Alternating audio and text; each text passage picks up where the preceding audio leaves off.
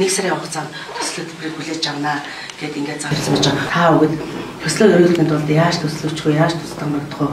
Төвийн одоо төвөөс бас бид нар урилгаар та өгөн зөвхөн авч авчирсан байж байгаа. Хамбогц суманд хошоо хөгжүүлэх сангаас болов хөнгөлтэй зээл сонгон шалгаруулах төсөл хүлээн авах ажил эхлүүлсэнтэй холбоотойгоор Өмнөговь аймгийн хүн сүдийн аж ахуйн газар болон Өмнөговь хөгжлийн шийдэл төрийн бас байгууллагын дэс хөтөлбөр хамтран орон нутгийн баялаг бүтээгч жижиг дунд үйлдвэр үйлчлэгээ эрхлэгчдэд чадваржуулах, хошоо хөгжүүлэх сангаас олгох хөнгөлтэй зээлийн төсөл сонгон шалгаруулах журам, жижиг дунд үйлдвэрийг хөгжүүлэх сангаас олгох хөнгөлтэй зээлийн төсөл хүлээн авах журмын талаар орон нутгийн жижиг дунд үйлдвэр үйлчлэгээ эрхлэгчдийг чадваржуулах сургалтыг зохион байгуулж байна.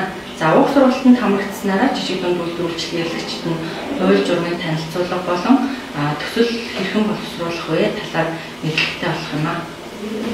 Сургалтыг хамтран зохион байгуулсан Хамбогц сумын засаг даргын тамгын газар болон хүн сүдийн аж ахуйн тасгийн мэргэжилтэн бүхэл өдрийн сургалтанд цаг зав зориулж ирсэн жижиг дунд үйлдвэр үйлчлэгээ эрхлэгч та бүхэндээ баярлалаа.